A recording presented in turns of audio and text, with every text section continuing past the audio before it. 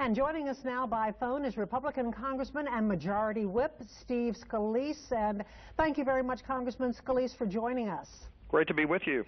Good morning. You are opposed to this, and many of your colleagues in the GOP are also opposed to this. What's wrong with this deal?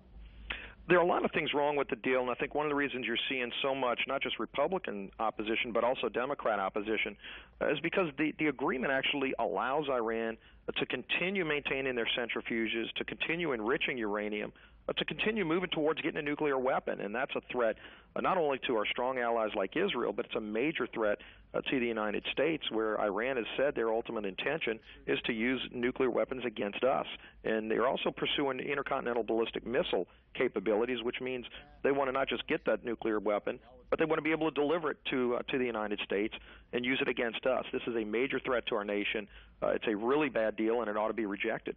Is it the timing, like the 15 years, once 15 years is up, Iran would have the ability to build the nuclear weapon, and once 8 years is up, the snapback and the sanctions wouldn't be able to be brought back? Is it the time span?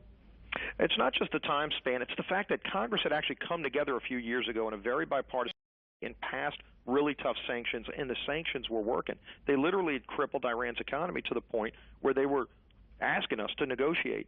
The problem is when we went into those negotiations, the president should have gone in saying, well, you need to totally dismantle your nuclear weapons program. You need to get rid of all the centrifuges. Stop enriching uranium. And instead, the president went in. You could tell they just wanted to get a deal.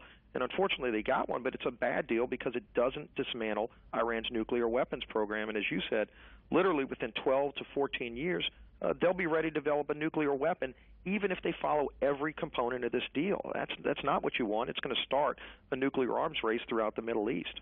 Now, the deal calls for getting rid of 98% of the enriched uranium. The president has said that the administration wanted to deal with Iran at any the opportunity for Iran to have a nuclear weapon.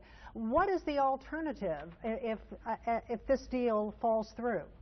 Well, the alternative should have been to dismantle the actual centrifuges that they have to enrich uranium, to totally dismantle their capability of developing a nuclear weapon, instead of just saying, well, you can keep going forward just at a slower pace. You don't want Iran to be able to continue going on to enrich uranium to the point where it's weapons grade. And so what we want to do, and I know we've got a 60-day review period in Congress, from what we've seen, we haven't gotten the official deal, but from everything we've gotten from the administration up to this point, it looks like not just a bad deal, but a dangerous deal for America. And so when we come back from the August recess, I think you're going to see a move to reject this deal. And under the law right now, if Congress rejects the deal, then it doesn't go into effect. Of course, the president said he'd veto that. But I think you've got the chance to get a veto-proof majority in the House and Senate as pressure builds, as people learn the facts and the details of just how bad this is for America's national security. I think there's a real chance we could have a veto-proof majority we get to September and have the opportunity to reject this deal. All right, Steve Scalise, we appreciate your time, and again, we'll wait and see. Again, the August recess will play a big factor into that 60 days. Well, I'm sure we'll be talking a lot more in the coming weeks and months. Thank you, sir.